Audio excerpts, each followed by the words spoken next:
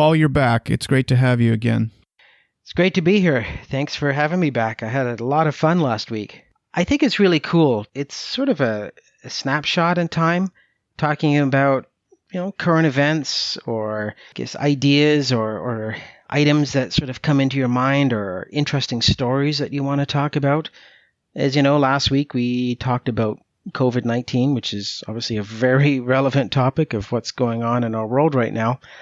And I thought it would be kind of neat to come back to it a couple months from now to listen to that podcast, or even a couple years from now, and just think and listen and realize what a crazy time we live in right now. So to have that opportunity to join you on these podcasts is really cool. So thank you very much. Yeah, and I think we were talking earlier just about how the more you do this, the more you'll pick up little things little tics or habits that you have. And it's been a great way to listen back to how you sound and improve on certain things. Filler words, we were both in Toastmasters, and filler words was something that they pay attention to. All those filler words, the ums, the ahs, the you knows, and is also one. I mean, it's incredible. So Toastmasters, I highly recommend it for anyone that's looking to improve public speaking.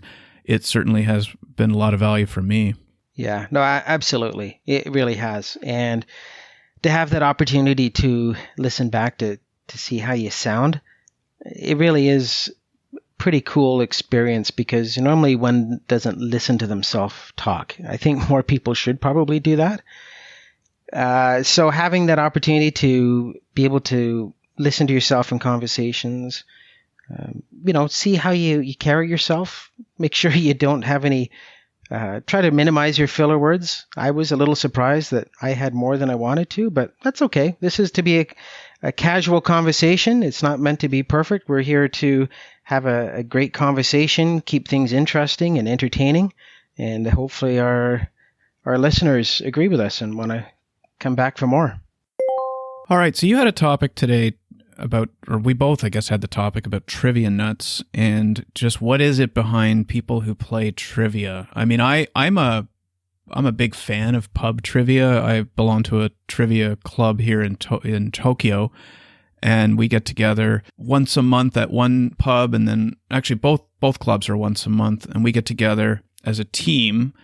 There are some people in our group that are some incredible trivia guys, and it just astounds me the amount of knowledge that these guys have. I mean, I'm the runt of the litter when it comes to trivia, and I thought I was pretty good at trivia. So when I have these, I'll call them the Michael Jordans of trivia, it's incredible to me how well these guys can perform and the knowledge they have. And I mentioned this to you as a topic, and we decided we wanted to talk a little bit about it today. What you were doing some reading on this and found some actual science behind or research around who are these people and how do they get where they are, or why don't you share some of that with us? I came across an interesting article. It's called "Are You Dumb If You're Bad at Trivia?" And right then and there, I think the title says it all. Well, that makes me think, are you smart if you're good at trivia? Well, not necessarily. And let me explain, because for those of you that are not good at trivia, don't worry. The answer is no, you're not dumb. So what it comes down to is that, well, it all depends on really how your brain is wired, how your brain processes information. So, for example, it talks about rapid recall ability with specific memories. So in other words, how your brain organizes memories, the ability to quickly retrieve information, to be able to think on your feet when you see a question, to be able to obtain that information, I guess, sort of from your memory banks, I guess. Prioritization of memories. I think every person is different when it comes to that in terms of what you feel or how your brain organizes information. You could be a doctor or a lawyer, but you may be lousy at trivia, and that's okay. Maybe your brain is not sort of designed to retrieve that kind of information, or maybe you have other memories or information in your brain that is of a higher priority than obscure movie stars, that type of thing. And last but not least, they went on to say the ability to create memories of oral, visual, and written events, which means some people could be better with written words. Some people could be better with audio. So, for example, I'm like to think of myself, as I said, pretty good at trivia, and I'm good at recognizing words. But if you play me a song title, I suck at that. That is something that I am not good at. Whereas some people could be really good. Maybe music is your thing. And hearing a song title, you can name every single song there is to know. Or yeah, but isn't that more about, okay, so if you're interested in a subject like music, you just love music, and I guess a music person, because in our trivia group, we definitely have the Michael Jordans of our group are actually not very good at the music part. And I wonder, is that just the way they think, or is it just interest level? All I can do is speak personally about that. And as I said, for myself and for my wife, we're pretty good at trivia. Granted, I haven't played against your team, but, that could be a different story. But for me, I like to keep apprised of current affairs. I follow sports. As you know, I'm a huge baseball fan, hockey fan, so I've absorbed a lot of information from past players and from years and years of being a fan. One very interesting tidbit of perhaps useless information that some people may want to know about me is that I am extremely good at presidential trivia, U.S. presidential history. Yeah, so what's the history on that? Where does that come from?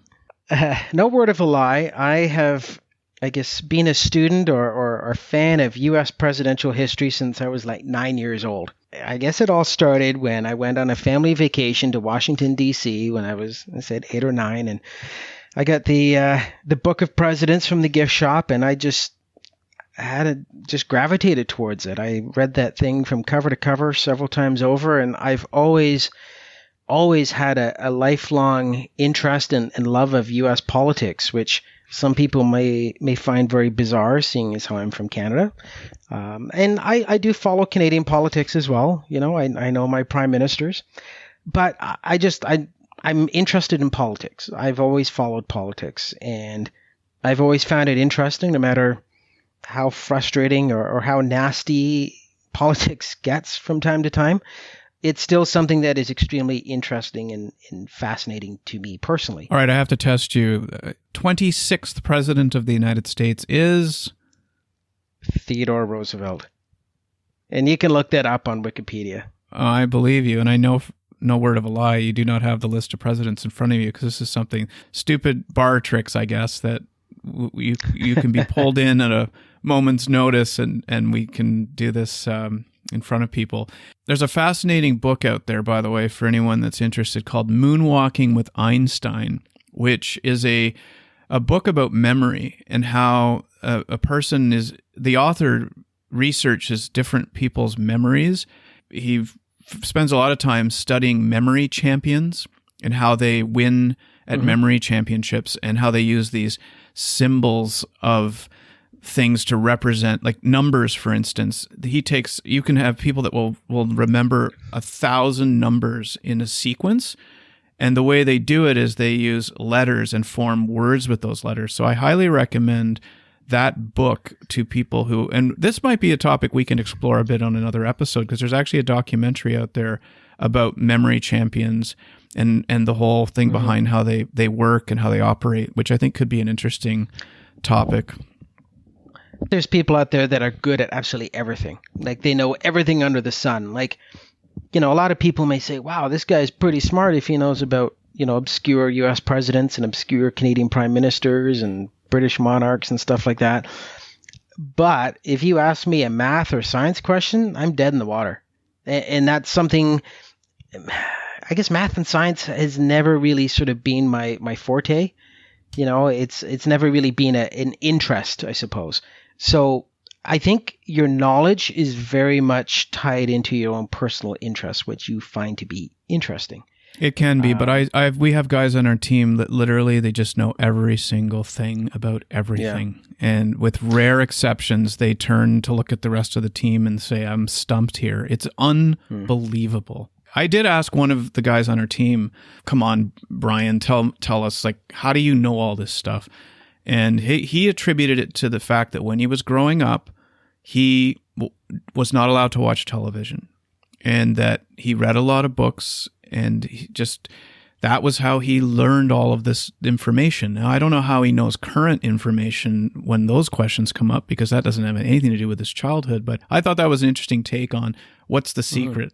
I'd love to actually interview somebody on this and find out a little bit more, like interview a past Jeopardy person. Yeah, I was going to mention that about Jeopardy and Who Wants to Be a Millionaire and those types of shows. And I wonder if you have to study for that, or is it just a natural talent that is reflected in those shows? I'd be interested to sort of see, the behind the scenes aspect of it. And, maybe some of it is a little bit to chance as well. Have you ever seen, Slum Dog Millionaire, which was a great movie? Sometimes it's just by pure chance that you have the ability to answer these questions. Sometimes you just have a great night. Others maybe not so much.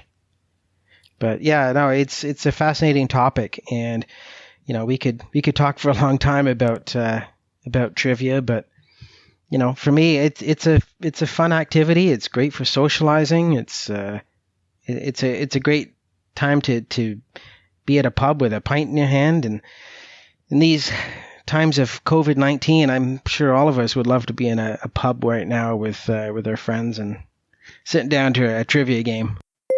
I want to move into the when parents lied to you topic. Tell me more about when parents lied to you. Why is this something you wanted to talk about?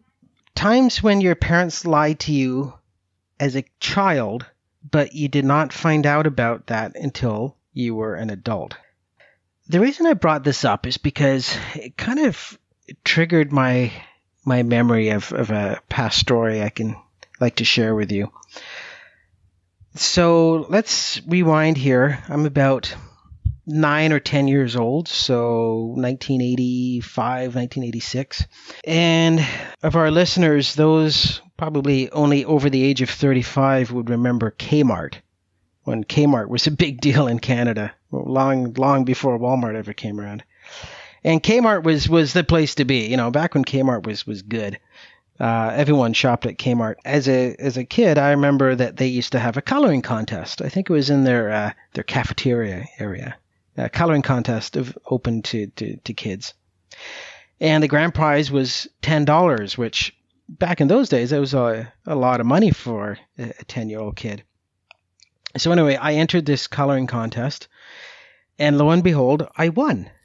And I was pretty happy with myself, because I always liked art as a kid, and I always was pretty good at it and took a lot of pride in it. I was, that kid that when I colored, I kept it within the lines.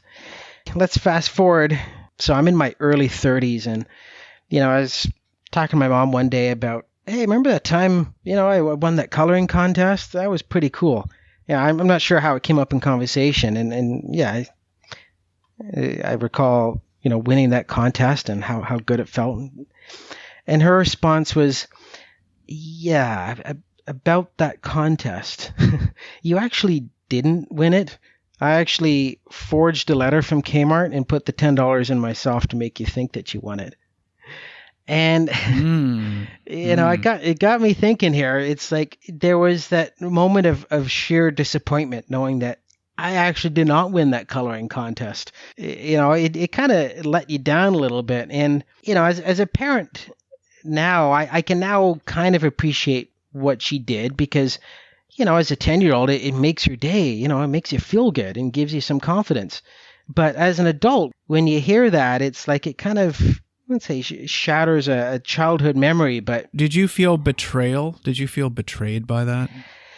I don't know. I wasn't angry. I wasn't sure how to feel on that. Just a little bit disappointed, I suppose. And I wonder, would it have been better off if she hadn't have told me at all?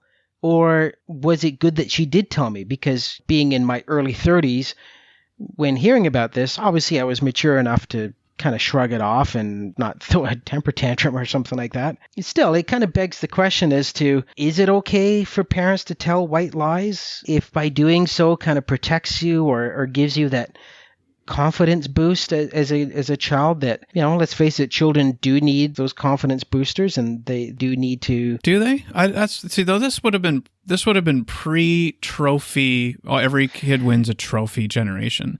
Yeah, but you know what? I see where you're coming from, and I don't want to overthink it too much with the trophy, because this was just a simple coloring contest that made me feel good for a day. I wasn't a kid that won tons of trophies or won all these academic awards to say that, the winning the coloring contest was my crowning achievement by any means. Nonetheless, it was still a childhood memory where suddenly your outlook on it is now completely different. And it got you thinking, is it okay for parents to tell white lies? How far do we go to protect our kids or to make them feel better or good about themselves? Because we've all heard like the typical parent sayings where, if you sit too close to the TV, it's going to hurt your eyes. If you swallow your gum, it's going to stay in your stomach for 7 years. Like, all this is kind of it's wrong, and we know it's fake, but as a kid, you believe it. I think there's a big difference between telling a kid he won a coloring contest than if you chew gum, it's going to stay in your stomach for 8 years. That to me is a very different thing.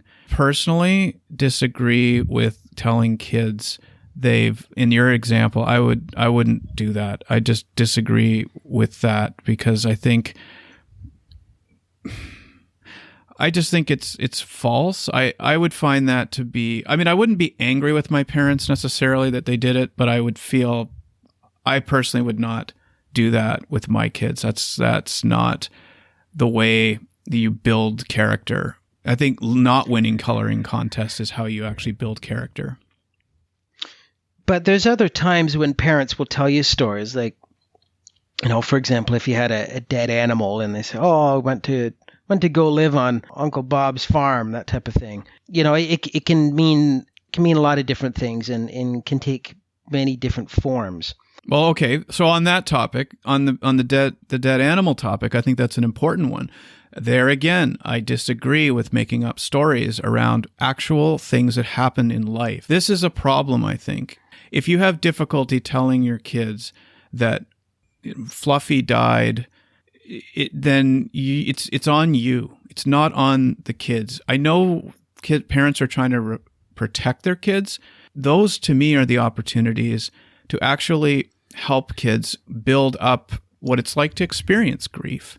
That it's a lot easier to explain that Fluffy passed away or died or whatever you want to say, because it's going to make it maybe a little easier when somebody like a human, like a grandparent or a friend passes away. So I disagree. And I struggle with it. My wife is much better with this sort of stuff. She's more apt to be direct about a situation. Isn't easy. This is where I think parents have to not take the easy route and share a story. I know they're trying to protect their kids, but I disagree with making up stories around these things. No, I do agree on that concept. For myself, in the way in which I parent, I've always been very open and honest with my son. We've had pets that have passed away in past years, and we've been honest with him. Just say, the cat has passed on. And you're right. It's life. Why would you hide it? No matter what the age, I think you need to be honest with kids. But I guess where I was. Do you tell a 2-year-old the same thing you tell a 5-year-old? Yeah. You know what? I was just about to say that. Yeah, maybe it might depend on the age. Maybe if you have, 3 or 4-year-old, your view on that might be a little bit different. Again, I think it all comes back to the parents, and they're trying to protect their kids, but I think in the end, it's more harmful in the end to do that. All right, so weird news. Smart Toilet recognizes users' backsides and analyzes poop. Please tell. A team of Stanford University scientists announced they have designed a smart toilet that identifies the user by the shape of their backside and monitors the health of their waist. Okay. Says here that using the Precision Health Smart Toilet, that's the name of this thing, to recognize users and use algorithms to analyze the health of their urination and bowel movements. The toilet uses cameras and motion sensors to identify a range of disease markers in stool and urine, including warning signs of various types of cancer. Wow. Okay. As you might know, Japan is known for having some fancy toilets. Probably some of the listeners know that as well, especially those that have come to visit Japan. We have these bidet-type toilets, but this takes it to a whole different level. I mean, would you sit on the toilet designed this way? Wow. Wouldn't that be a potential for privacy issues? You know, like what if pictures of your derriere got leaked out, or if there's a cyber hack? Well, that's a good point. It doesn't mention anything about it being they're calling it a smart toilet. I mean, they call it a Precision Health Smart Toilet. So I wonder, is this thing like wired to the cloud somehow? I would imagine it probably is. It would have to be, yeah. Yeah, no, I would be interested to take a look at this thing. I wonder about the whole cyber aspect of it. You know, maybe that's, because I'm an insurance guy, that's how I'm programmed. To be diagnosed by a toilet, I don't know how I would feel about that. But hey, if it perhaps saves lives, I guess that's a good thing. Well, according to this, it does have that some of the features they described here. There's a fingerprint scan, a anal print scan. It does mention, in fact, they have the Wi-Fi symbol. They advise us that it's a cloud-based health portal. Yeah. So this stuff's definitely getting uploaded somewhere. Yeah, who looks at it? Yeah. So I'll post the link to this in the show notes. I'm curious as to others and they would use this thing. I didn't even think of the privacy aspect of it. And by using this thing, does this mean you don't have to go for a colonoscopy? Well, I'm sure if it does mean that would be a very interesting feature. I mean, I'm planning, we have the toilets here in Japan are fancy, I guess, to a certain extent. And I've told my wife I want to install one of these things in our house when we move back because not the smart toilet, not the one that we were describing, but just the regular Japanese toilet, which almost sounds pale in comparison to the features this thing has. But yeah, I'd be interested to see if this becomes mainstream. Maybe this is the wave of the future where 30 years from now, is every toilet going to be that way? It could. Okay, I've got one more here. This one definitely relates to COVID-19. Headline is, Judge reminds lawyers to get out of bed, put on shirts for Zoom hearings. Yeah. So we have a mutual friend who's actually a judge. He's advised me that there are a number of, court proceedings are now taking place over Zoom or over Skype or some technology that allows people to hold these courtroom hearings. Interestingly enough, he has to personally go into the courtroom and conduct these meetings. He's the only one sitting in court, but everybody else is dialing in. Okay. So this has kind of made me make the connection. So, Guy, this is in Florida, as things always tend to be Florida-based. So a Florida judge issued a letter to lawyers in his district reminding them to get out of bed and put on shirts before teleconferencing into online hearings. Judge Dennis Bailey of Broward Circuit Court, he says that he started holding some hearings virtually using teleconferencing app Zoom. He has seen decorum being left by the wayside. He said it's remarkable how many attorneys appear inappropriate on camera. We've seen many lawyers in casual shirts and blouses with no concern for ill grooming, in bedrooms with the master bed in the background, etc. Yeah. One lawyer appeared shirtless, and one female attorney appeared still in bed under the covers. Yeah, because I was just about to say to you, I guess the key word there is, quote, get out of bed. Yeah, especially if you have a video conference, it's bad enough. Let's say if it's just an audio, I would still at least get out of bed. But yeah, that's a puzzling one, especially coming from lawyers. You would maybe expect that from perhaps some of the defendants, but from the lawyers, yeah, you would expect a little bit more professionalism on that. Yeah, I know it's common practice for people to stay in their pajamas most of the day, but I would like to think that at least people wear pants. And you'll be glad to know that I'm wearing pants right now for our Zoom meeting as well. Well, I will tell you, I'm still wearing my pajamas, but I do plan to change after this podcast. Well, it is morning for you, so we'll let you off. It's okay. Well, I think that's a good spot to end, and thanks again for being on the show, and looking forward to the next one. Thanks again for having me, and I hope to be back again.